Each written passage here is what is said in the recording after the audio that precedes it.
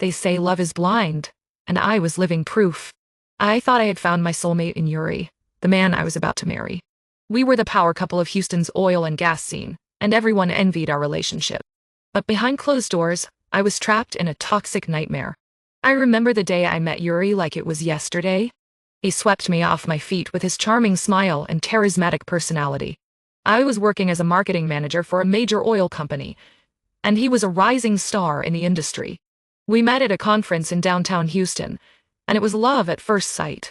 Or so I thought. As our relationship progressed, I began to notice subtle changes in Yuri's behavior. He would get defensive when I asked him questions about his day or his friends. He would give me the silent treatment for days if I pushed him too hard. I brushed it off as him being stressed with work, but deep down, I knew something was off. I recall one instance when we were at a company party and he disappeared for hours without explanation. I was worried sick, but when he finally showed up, he just shrugged it off and told me I was being paranoid. I tried to brush it off, but the feeling of unease lingered. Around that time, he started changing his passwords on everything. He told me it was for security reasons, but I could not shake off the feeling that he was hiding something. He also became critical of my appearance and weight, making snide comments that made me feel like I was not good enough. I tried to talk to him about it, but he would just tell me I was being sensitive. Despite these red flags, I loved him too much to let go. I thought that with a little bit of love and understanding, I could fix him. But the truth is, I was already broken. I had relocated across the country for his job, leaving behind my family and friends. I was isolated and alone, and I did not know it. It was not until I found a charge for a hotel in our own city on our credit card statement that I started to investigate. I felt a knot in my stomach as I scrolled through the statement, my heart racing with every passing second. Something did not add up. I tried to brush it off as a business expense, but the seed of doubt had been planted. That's when I started to pay attention to the little things.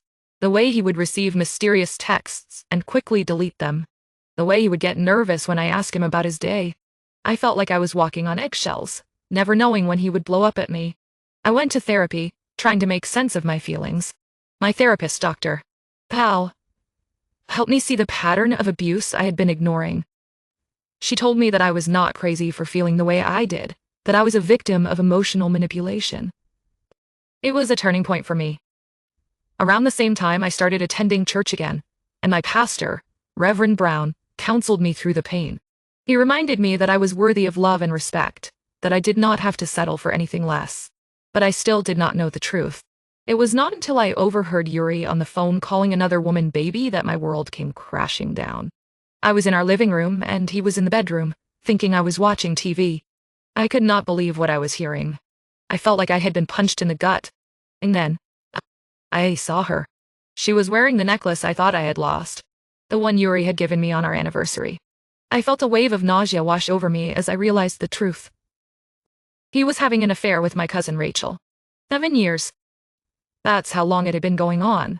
7 years of my life, wasted on a man who did not love me. It started after he reconnected with old friends at his reunion. I had been so blind, so trusting. I felt like I was going to die. I could not breathe. I could not think. All I could do was replay the memories of our relationship, wondering how I had missed the signs. But as the shock wore off, anger took over. I was furious with Yuri, with Rachel, with myself. I realized that I had been living in a dream world, a world that was not real. I knew I had to confront him, but I did not want to do it in a rage. I wanted to do it with my head held high, with my dignity intact. So, I walked away. I packed my bags and left. I did not say a word to him. I did not give him the satisfaction of a reaction. I just walked out. It's been a long journey since then. A journey of healing, of self-discovery. I have had to rebuild my life, to rediscover who I am outside of that toxic relationship. But I am stronger now. I am wiser. I know what I want, and I know what I deserve. I deserve love, respect, and honesty, and I will not settle for anything less. As I look back on that experience, I realize that it was a blessing in disguise. It taught me to trust myself, to trust my instincts. It taught me that I am capable of overcoming anything, no matter how painful. I am not the same woman I was when I was with Yuri. I am better. I am stronger. I am free.